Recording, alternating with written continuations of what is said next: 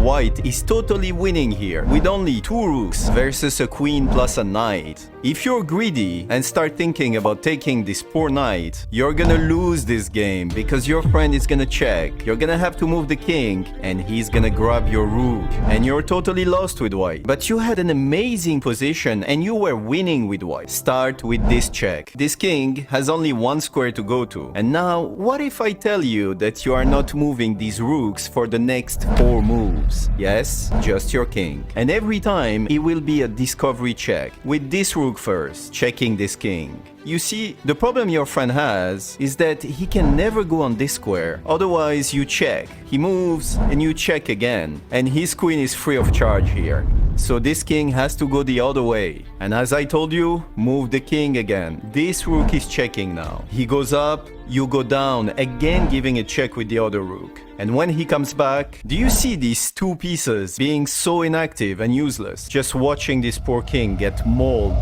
by that rooks. How do you win the queen now?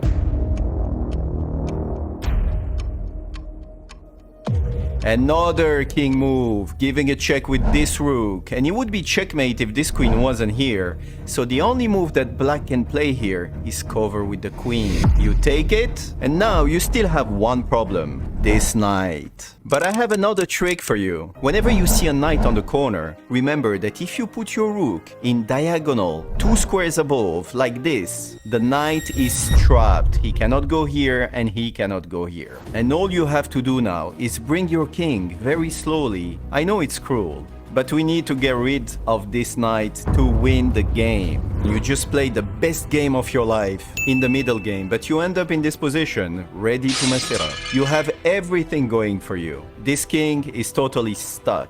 This rook is ready to start checking him. These 2 pieces are super passive, but the problem is, if you're below 1000, you see a check, you do it. He moves his king, and now you start thinking, easy win. I just check here, he moves the king, I give another check with the rook, he moves the king again, and all I have to do is just come here with my queen, the rook being here, and checkmate. But then you try moving this queen, and you realize that this queen is pinned to the king and cannot move. You usually have very little time left at this stage of the game, so you panic and protect your queen instead. Your opponent gives this check, you move your king, and here you're gonna quickly realize that it's too late for you because black has a forced checkmate in 11 moves. Rook check, king moves, queen check, king moves, rook check, check, check, check, check, check. And it's the end of suffering for this poor little king being checkmated like this. But wait, you were totally winning with white here. The winning technique is super beautiful. The first trick is to get rid of this pin. Give this check. King moves, and now give this check. Do you see what this does? This queen is not pinned anymore. So this allows you to give this check next. He moves, and now you start thinking that he's checkmate on the next move. You're gonna be disappointed because now this rook is totally pinned by the queen and cannot move.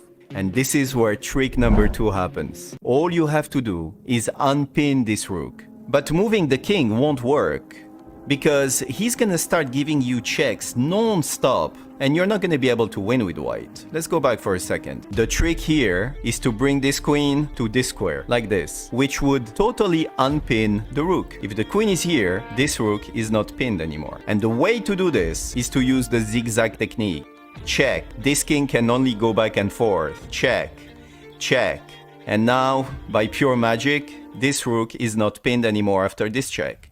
The king moves, and you're ready to smash him with the hug of death. You won't play 2 rooks versus queen endgames the